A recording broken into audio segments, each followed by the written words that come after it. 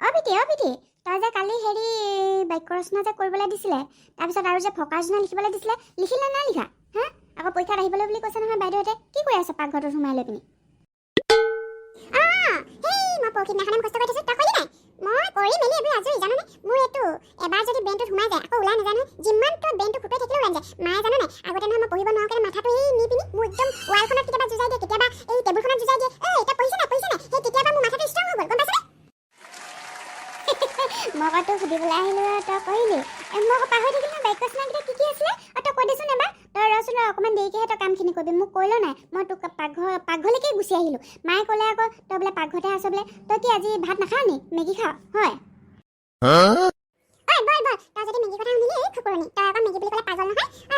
মায়ে এইখিনি মই বনালোঁ মায়ে লৈ আহিব আমি এতিয়া সি হললৈ যাম বই তাতে বহোঁগৈ বই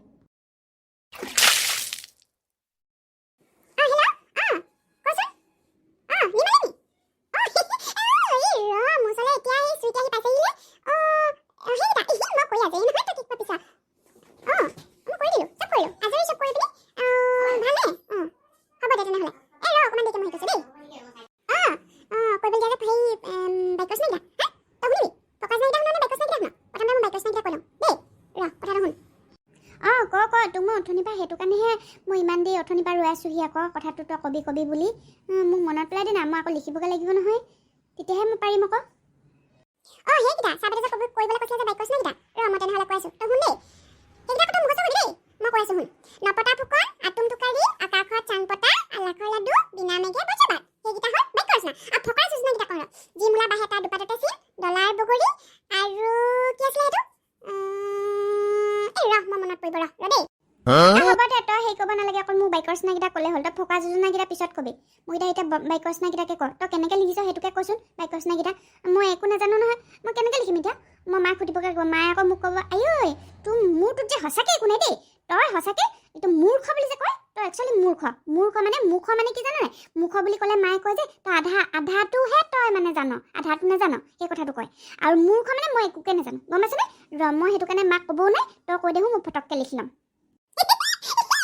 তেনেহ'লে মই কৈ দিছোঁ এই আকৌ মই লিখিলে আকৌ একেভাগে লিখিলে আকৌ বাইদেউ যদি মোক কয় আকৌ নম্বৰ যদি মোক কমকৈ পাওঁ যদি মই নম্বৰ যদি মোক কমকৈ দিয়ে তেতিয়া কি কৰিবি কিন্তু হ'লেও একে লিখিলেও লিখিবি আৰু মই কৈ দিছোঁ মই এইকেইটা এনেকৈ লিখিলোঁ কৈ দিছোঁ মই কৈছোঁ শুন দেই মই কৈছোঁ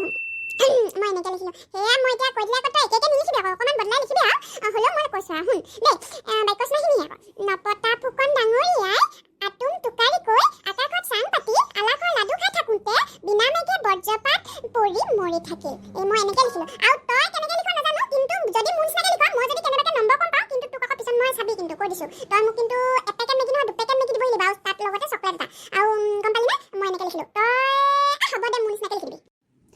মই তোৰ নিচিনাকৈ লিখিম আকৌ মই ভাবি থাকিবলৈ নাই বেছিকৈ ভাবি থাকিলে যদি মাথাটো ফুটি থাকে কি কৰিবি তেতিয়া হ'ব দে তই গম পালি নহয় মই আকৌ এবাৰ গাই দিছোঁ শুনে নপতা ফুকন ডাঙৰীয়া আতুম টোকাৰীকৈ আকাশত চাং পাতি আলাখৰ লাডু খাই থাকোঁতে বিনা মেঘে বজ্ৰপাত হৈ মৰি থাকিলে হ'ব দে তই কিন্তু মোক আজি বৰ উপকাৰ কৰিলি দেই মই তেনেহ'লে মই নম্বৰখিনি তোৰ সমানে পাম গম পাইছ নাই এক নম্বৰ কমকৈ পালেও কথা নাই হ'লেও যে তই ধেৰ উপকাৰ কৰিলি দেই তই এনেকৈ মোক উপকাৰ কৰি থাকিলে মই যে আৰু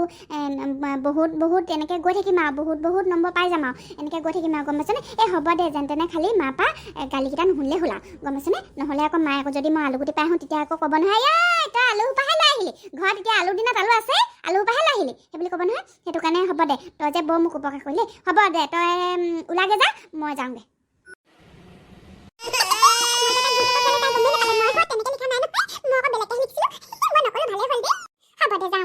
ময়ো একদম মেগীখন ধুনীয়াকৈ খাই লওঁ এজনী গ'ল ভালে হ'ল দেই ময়ো মেগীখন খাই লওঁ তাৰপিছতে যাম